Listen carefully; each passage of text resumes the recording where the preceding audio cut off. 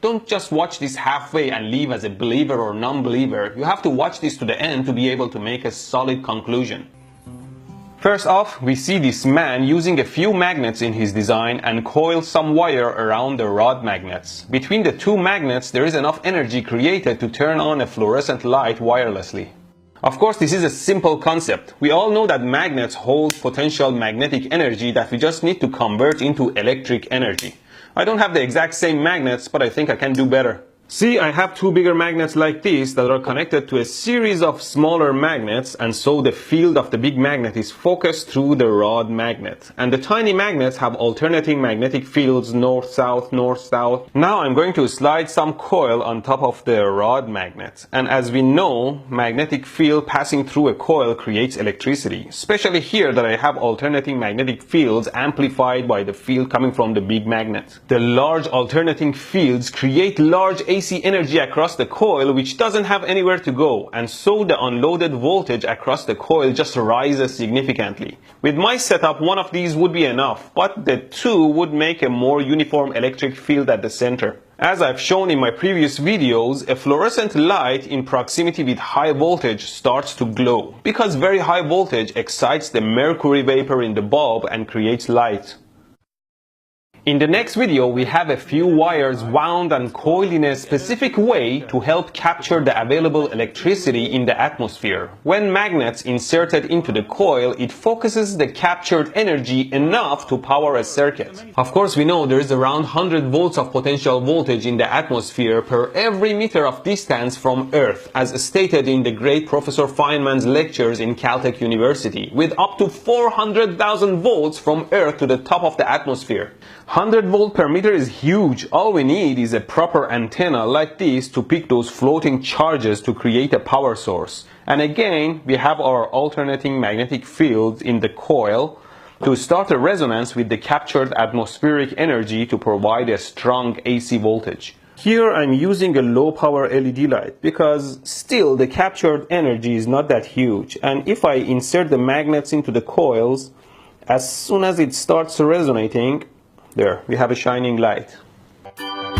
Now there are different ways to wind wires around magnets for the same result. Like in this video, we have a different combination of windings and magnet form factor. But as you see, in most cases we need a pair of magnets to maximize the resonance. Here I kind of did the same thing. Two big magnet piles on both sides of a bunch of tiny alternating magnets and a coil around them. And if I'm careful not to shock myself, I should be able to turn it on. There you go. Another method is to also add the available acoustic energy in the air to the mix. There is noise in the air, so we might as well use it. This guy uses a speaker and a coil around the base of the lamp to do this in a simple way.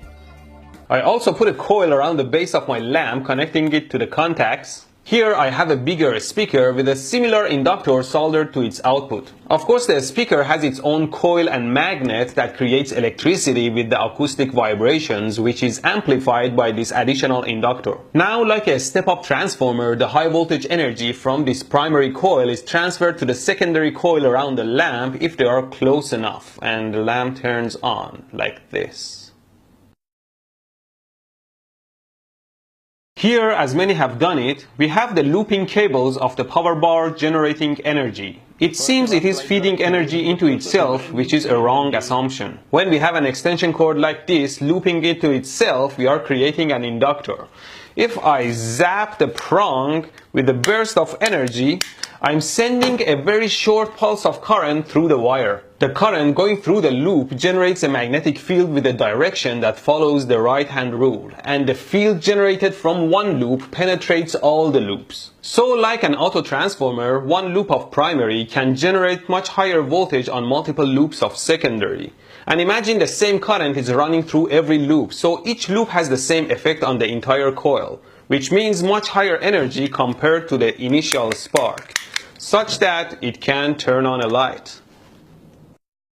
And then, of course, we see some people like this kid being able to turn a lamp on from the energy generated through his body. We already have animals in the wild that generate huge electricity, like an electric eel. We also know that our nerves and muscles work with electric impulses. So a lot of electricity is constantly running through our body that is vital to our functionality. Like when you use your right hand, it receives more electric pulses than your left hand, and that creates some electric potential across your body. Now everyone is different skin conductivity, stronger impulses, ability to control muscles. So with the right combination, you could generate large enough potential to power something. I have some of that capability, although I have to wet my skin to make it more conductive and shake my arm to pump some impulses, and there you go.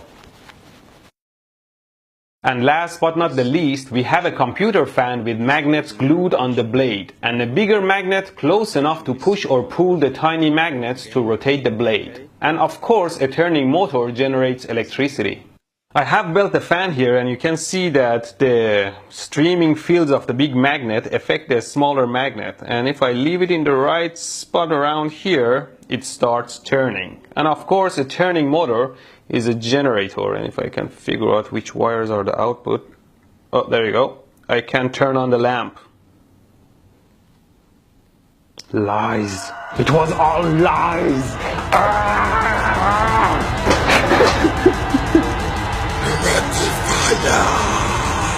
There is no free energy. They are all fake.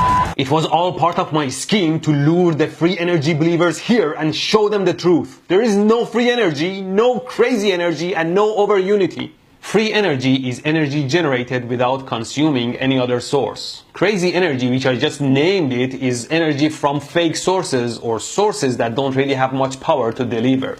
And over unity means these perpetual systems that have efficiency over 100%. All impossible. I was able to tell you convincing lies because I mixed them with truth and fact. So you would say, oh, I know that part is true, so this guy must know what he's talking about, and the rest could make sense too.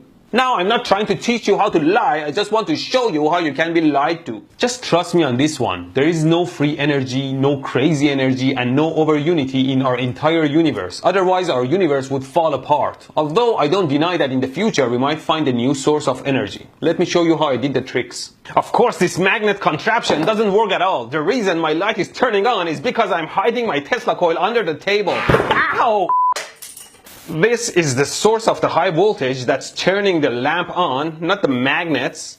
Electric, magnetic, or gravity fields in a stationary object are stationary. They don't move or stream out. Only when a magnet moves, it sends waves of magnetic field through the universe that can create electricity through a coil. So a stationary magnet with respect to coil doesn't create any electricity.